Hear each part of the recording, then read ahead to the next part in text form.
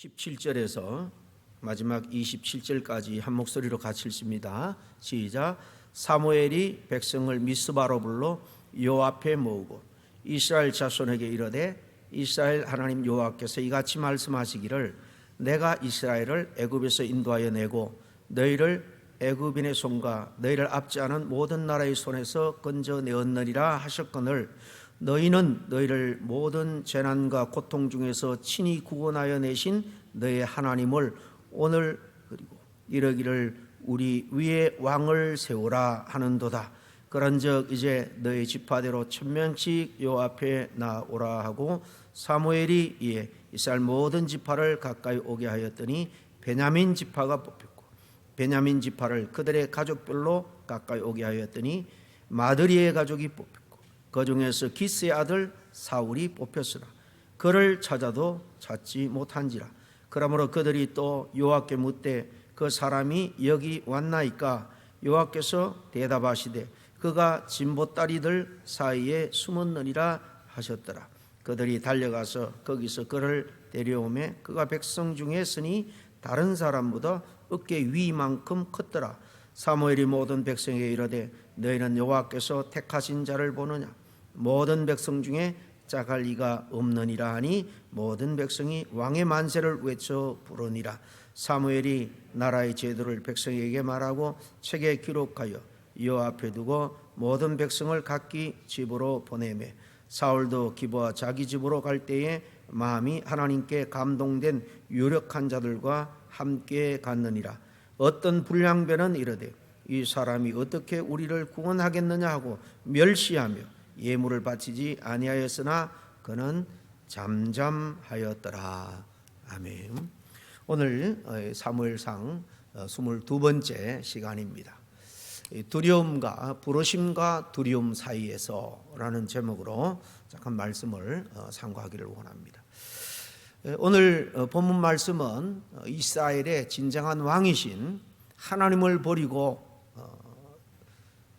그들의 눈에 보이는 사람 왕을 요구한 그 이스라엘 백성들 앞에 사울이 이제 제비 뽑기를 통해서 공적인 왕으로 초대 왕이죠. 이스라엘 첫 번째 왕으로 선출이 되는 거예요. 그리고 추대되는 그런 과정들을 묘사하고 있는 내용입니다. 앞에 17절부터 내용을 보면 이 참된 왕이신 하나님을 버리고 이 인간왕을 구한 이스라엘의 백성들 그 불신앙에 대해서 사무엘이 먼저 강하게 책망을 합니다. 그러면서도 사무엘은 그들이 요구하는 왕을 세우기 위해서 제비를 뽑죠. 이렇게 그들이 요구하는 것이 불신앙, 하나님에 대한 불신앙으로 말미암은 것을 알았기 때문에 책망을 하면서도 왕을 이렇게 세워주는 이유가 뭘까? 그런 궁금증을 가진 적이 있는 분들이 있을 거예요. 그 이유는 몇 가지를 추정해 볼 수 있는데요. 좀 신학적으로 어려운 말로 하면 하나님의 허용적 작정입니다. 신학적인 용어로 좀 어려운데요. 영어로 permissive will이에요. 하나님께서 그들의 불의에도 자꾸 강구하고 요구하면 자유의지로 그러니까 한번 그래 해봐라 하고 하나님이 이렇게 의지적으로 허용해 주시는 거예요. 유기하고는 또 다릅니다. 완전히 방관하거나 유기하는 것은 달라요. 여긴 다 이렇게 할 때 하나님이 교육적인 그런 의미가 있는 거예요. 인간은 자신의 자유의지를 강제로 꺾지 하나님께서는 꺾지 않고 때로 잘못된 것도 하나님은 그들이 이렇게 의지적으로 요구할 때 허용을 하는데요. 명백하게 이것은 하나님에 대한 불신으로 인한 죄악이었음에도 불구하고 하나님은 이것을 억지로 막지만은 않고 그들의 말대로 그래 왕을 세워주라 허락을 합니다.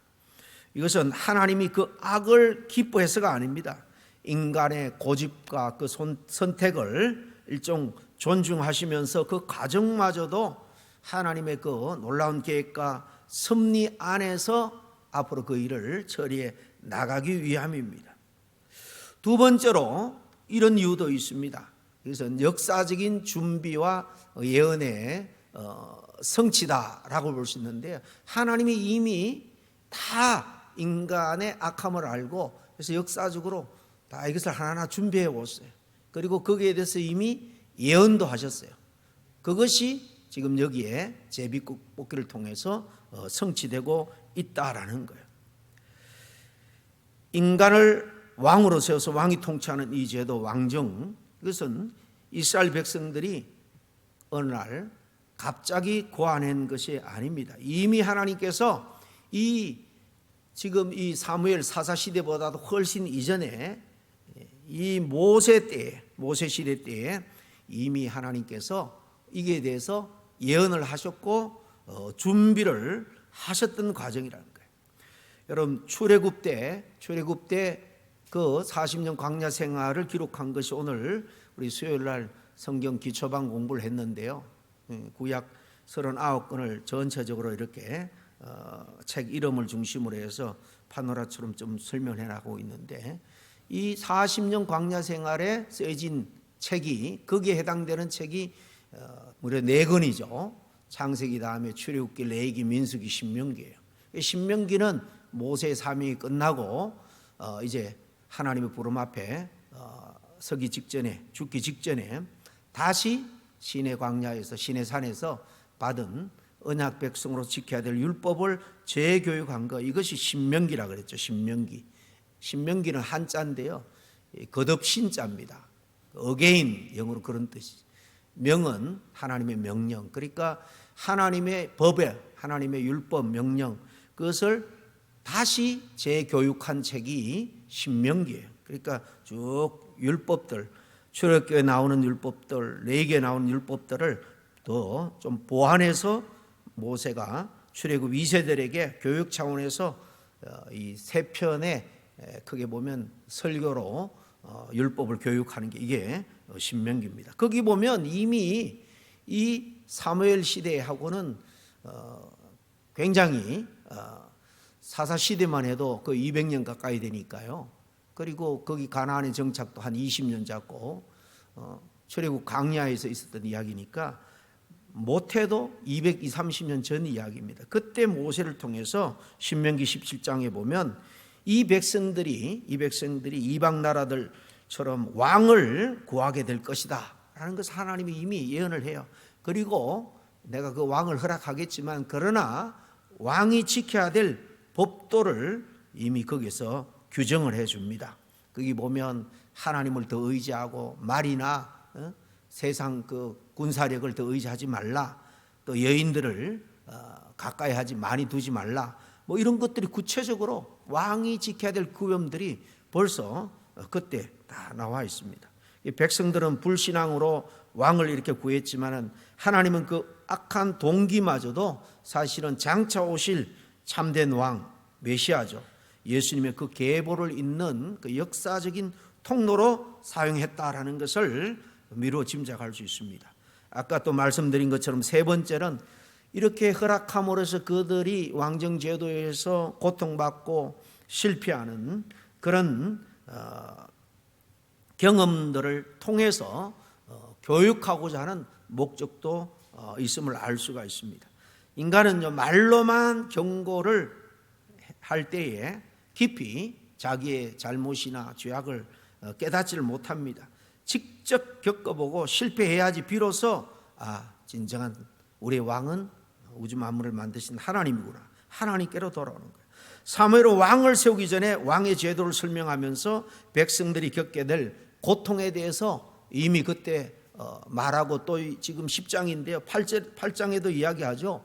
그 왕을 세우면 왕이 어떤 독재적인 그런 힘을 가지고 통치할 텐데 그래도 좋으냐, 또 그 왕국 많은 식솔들을 거느리기 위해서 세금도 많이 거둘게 될 거고, 또 아들들은 군인들로 그렇게 징집이 될 거고, 딸들은 그 왕궁의 수많은 일들을 위해서 또 소집이 될 거고, 그래도 좋냐 경고를 합니다.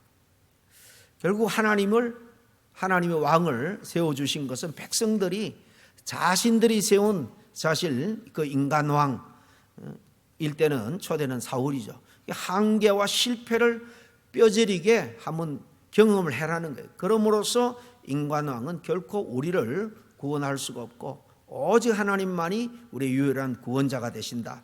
이 진리를 경험을 통해서, 실패의 경험을 통해서 사실 교육하고 깨닫게 하기 위함이라는 거예요.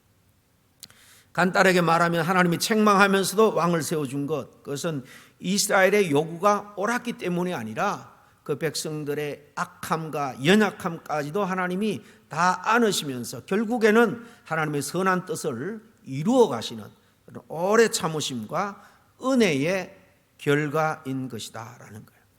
여러분, 오늘 하나님이 사울을 왕으로 부르신 것처럼 우리 성도들도 모두가 다 하나님의 거룩한 자녀요, 또 왕같은 제사장, 다시 말하면 오늘날 직분을 주셔서 사명자로 우리를 다 부르셨습니다.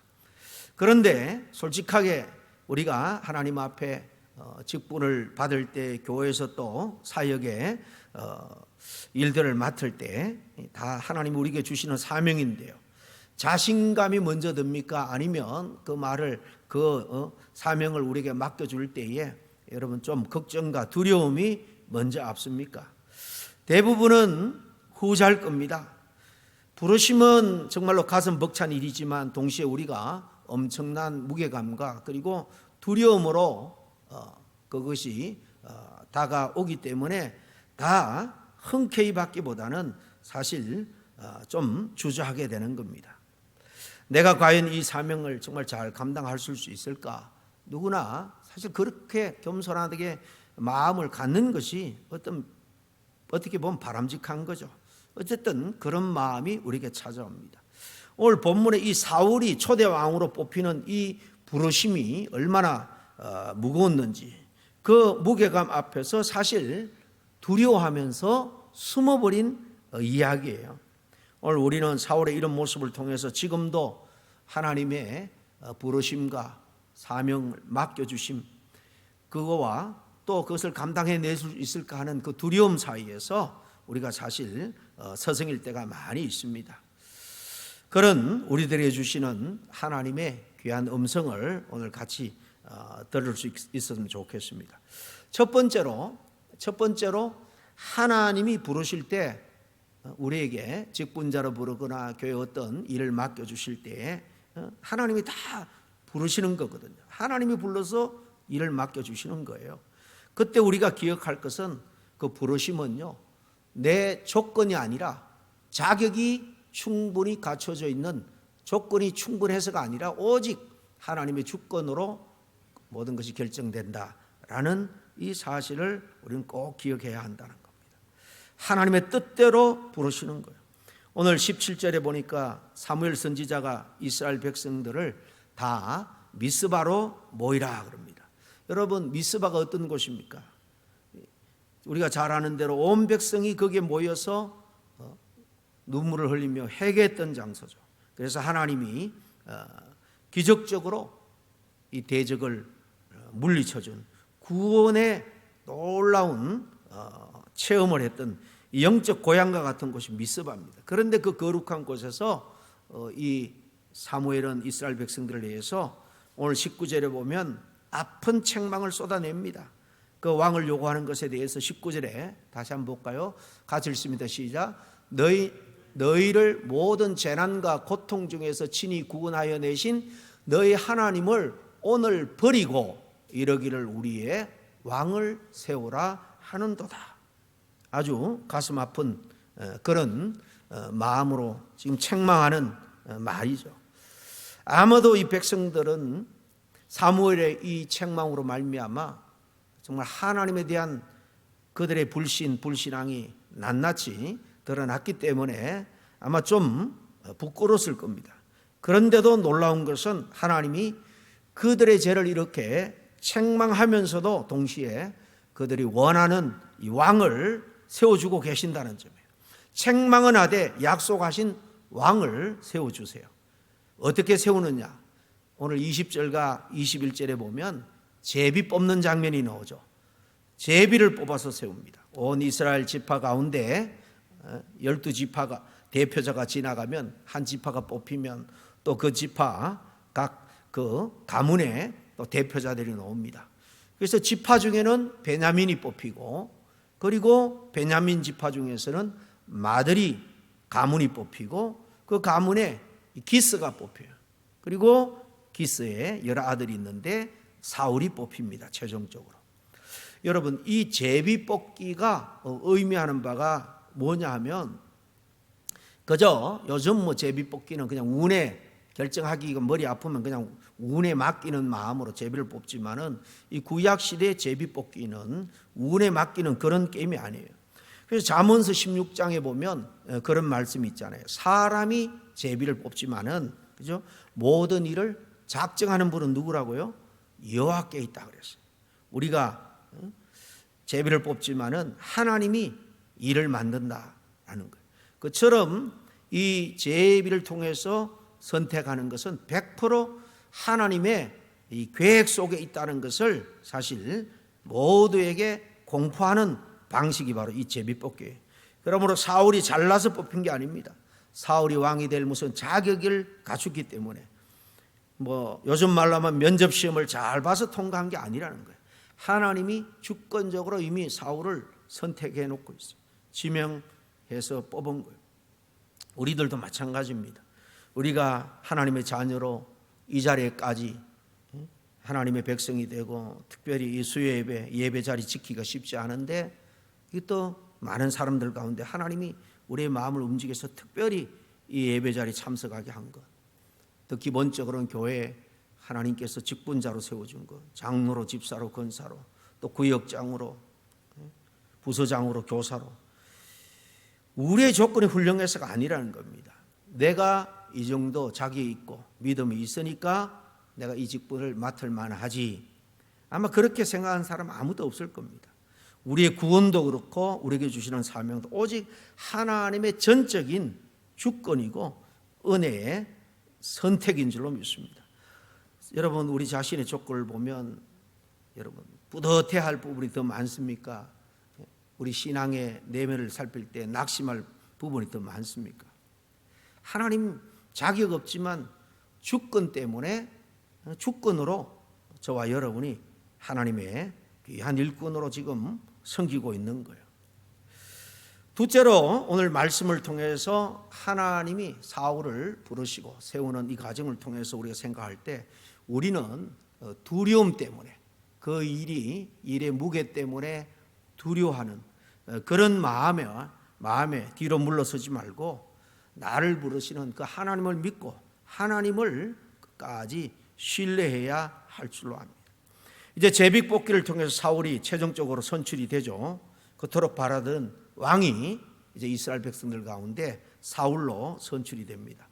여러분, 백성들이 얼마나 기뻤을까요? 사울 한번 얼굴 보자, 다 그런 마음으로 몰려들었을 겁니다. 우리에게도 왕이 있다 막 소리도 지르고 그랬을지도 모르겠습니다. 그런데 사울을 찾는데 이 제비 뽑은 사울이 보이지가 않는 거예요. 아무리 찾아도 사울이 안 보여요. 그래서 결국 백성들이 하나님께 저 뒤에 보면 묻잖아요. 하나님, 그 사람이 우리가 다 모여서 지금 왕을 선출하는 이 자리에 그가 왔습니까? 라고 묻습니다. 그러자 하나님이 어디 있는지를 가르쳐 주죠. 저기 진보다리 뒤에 숨어 있다는 거예요. 22절 하반절에 보니까 여호와께서 대답하시되 그가 보따리들 사이에 숨었느니라. 진보따리들 사이에 숨었느니라. 이렇게 말합니다. 여러분, 진보따리들 사이에 웅크리고 지금 숨어 있습니다. 왜 이렇게 초라한 모습으로 두려워하면서 숨어 있습니까? 말 그대로 두려움 때문에, 그 짐이 너무 무겁게 느껴졌기 때문이겠죠. 수만 명의 이스라엘 백성들이 자신을 쳐다보고 있는 그 시선이 사실 두려웠을 겁니다. 한 나라의 왕이라는 그 왕의 자리가 영광스럽기도 하지만은 그 왕관의 무게가 얼마나 무겁습니까? 도저히 감당할 자신이 없었던 거예요. 우리는 흔히 사울의 이런 모습을 보면서 사울 참 겸손한 청년이구나 그렇게 평가하기도 합니다. 물론 처음에 사울에게는 자신을 낮추는 그런 겸손함이 있었어요. 그렇지만 오늘 이 장면에서 가만히 보면 하나님이 가라고 하시는 이 사명의 자리에서 두려움 때문에 뒤로 이렇게 숨어버리는 것은 겸손이라고 할 수 없습니다. 불신앙입니다. 많은 그리스도인들이 사명의 자리 앞에서 사울처럼 뒤로 물러가고 빼고 숨습니다. 목사님, 저는 구역장 하려면 성경도 많이 알고 해서 해야 되는데요, 기도도 잘 못하고요, 그래서 구역장 못합니다. 또 시간이 없어서 능력이 없어서 부서장 맡겨주면 제가 못해요. 그 직분 감당 못합니다. 자꾸 변명의 보따리 뒤로 숨는 분들이 많이 있습니다. 왜냐하면 사명을 주시는 하나님의 그 은혜, 그 능력이 얼마나 큰가 그걸 바라보기보다는 인간적으로 자기 자신의 무능함만 쳐다보고 있기 때문에 그런 거예요. 우리가 대단한 능력이 있기 때문에, 자기 있기 때문에 하나님의 일을 맡겨주는 게 아니라는 거예요. 맡겨주시면 우리가 할 일은, 우리는 부족하지만 능력의 하나님이 맡겨주셨으니 하나님께서 인도하시겠지. 지혜도 주시고 시간도 주시고 물질도 주시고 필요한 것 더 주시겠지. 믿음으로 나가면 잘 감당할 수 있는 것입니다. 사울은 자기를 왕으로 지명하신 분이 우주 만물을 창조하신 이 하나님이라는 사실을 지금 잊고 있기 때문에 두려운 거예요. 하나님 다 준비되었기 때문에, 감당할 능력이 충분하기 때문에 부르는 것이 아니라 부르셨기 때문에 하나님은 우리에게 감당할 능력도 주실 줄로 믿으시기를 바랍니다. 마지막으로 혹 부르심을 위해서 쫓아가다가 열심으로 직분을 감당할 때에 비난의 화살이 돌아올 수 있다는 거예요. 그 앞에 설 때의 그 부르심의 자리를 지켜내는 힘은 뭐냐? 막 맞서 싸우는 것이 아니라 잠잠함이라는 거예요. 짐짝 뒤에 이렇게 숨어있던 사울이 백성들 앞에 드디어 불려 나옵니다. 23절을 보니까 키가 다른 사람들보다도 이 어깨 위나 더 컸다고 되어 있죠. 외모가 아주 출중하다 그 말입니다. 백성들이 열광하면서 야, 우리 왕이 정말로 대적들이 쳐들어오면 다 물리쳐줄 만큼 외적으로도 아주 장대하게 보이고 아주 믿음직스러웠습니다. 그래서 왕 만세를 외치면서 왕으로 추대를 합니다. 대관식을 연 거죠. 이 대관식이 그런데 끝나고 집으로 돌아가는데 저 오늘 본문 뒤에 보면 대조적인 두 부류가 등장을 하는데 이 사울이 왕이 된 것에 대해서 각각 반응이 달라요. 26, 7절에 보면 사울의 왕정 시장이 결코 순탄하지만 않았구나 하는 것을 잘 알 수 있습니다. 첫째 부류인데요, 하나님께 마음이 감동된 유력한 자들이라. 이들은 사울과 함께 집으로 동행하면서 이들은 사울 왕의 든든한 동력자가 되어줍니다. 하나님은 사명자를 이렇게 홀로 두지 않으시고 항상 동력하고 마음이 통하는 믿음의 동력자를 옆에 붙여주신다는 거예요. 그런데 또 다른 부류가 나오죠. 불량배라고 27절에 나옵니다. 이들은 야, 이 사울 이 젊은 친구가 우리를 구원하겠느냐 비아냥거립니다. 사울을 왕이 되었는데도 멸시하고 왕에게 당연히 드려야 될 예물도 바치지 않았다 그랬습니다. 대놓고 사울이 왕된 것을 무시하는 거죠. 파당을 이렇게 이 불량배 무리들이 파당을 지어서 대적하는 거예요. 막왕이 된 사울의 입장에서 얼마나 자존심도 상하고 화가 나는 일이겠습니까? 그래서 자신을 무시하는 그들을 왕의 권력으로 당장 벌주고 처형까지도 할 수도 있지만은 27절 마지막에 보면 사울이 놀랍게 반응합니다. 마지막에 그러나 그는 잠잠하였더라. 이렇게 자기를 멸시하고 마땅히 바쳐야 될 예물도 바치지 않았지만 그럼에도 불구하고 사울은 그들에 대해서 그저 때를 기다린 거예요.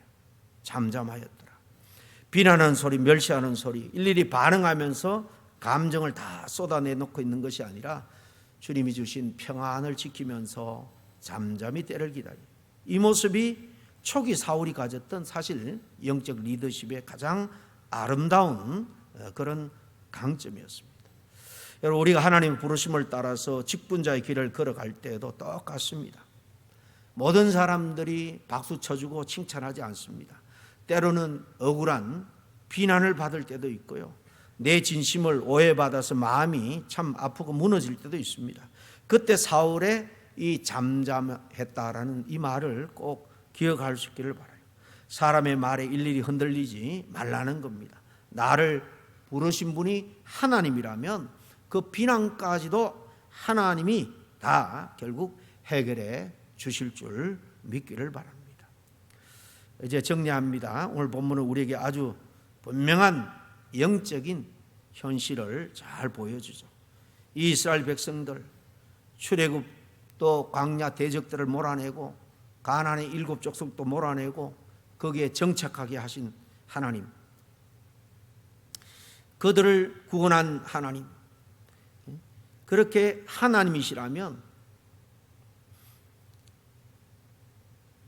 우리를 구원한 분도 하나님이라면 우리에게 닥쳐오는 어떤 어려움도 비난까지도 하나님이 해결해 줄 줄로 믿고 우리는 믿음으로 담대히 나가야 됩니다. 이 선명한 영적 현실이라는 것은 이들은 하나님을 버리는 불신앙을 저질렀지만은 하나님은 그들의 연약함마저도 품어주셨다는 거예요. 주권적으로 이 젊은 사울을 왕으로 세워줍니다. 그 거대한 부르심 앞에서 사울은 두려우며 짐짝 뒤에 숨었지만 하나님은 그를 끌어내서 왕의 자리에 앉힙니다.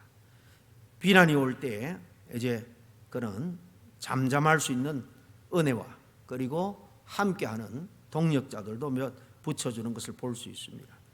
지금 우리가 주님의 일 앞에서 두려움에 우리가 사로잡혀 있다면 주님의 은혜와 능력의 손을 믿고 잘 감당할 수 있는, 심지어 비난까지도 이렇게 하나님께서 결국은 해결해 주실 것이다 믿음으로 사명의 자리를 끝까지 지켜낼 수 있는 우리 모두가 될 수 있기를 바랍니다. 기도하겠습니다. 사랑의 하나님 아버지, 우리의 조건이나 자격이 아니라 은혜로 우리를 부르시고 하나님의 자녀와 사명자로 세워주시며 감사드립니다. 주님, 두려움 때문에 진보다리 뒤에 숨고 싶어하는 우리의 연약함을 불쌍히 여겨주시고 우리 주님을 끝까지 신뢰하며 순종하며 나갈 수 있는 저들 되게 도와주시옵소서. 혹 섬기다가 힘들고 어려운 일이 닥칠지라도 묵묵히 주님만 바라보며 끝까지 사명의 길을 걸어갈 수 있는 우리 모두가 되게 도와주셨기를 간절히 바라고 원하며 예수님 이름으로 기도합니다.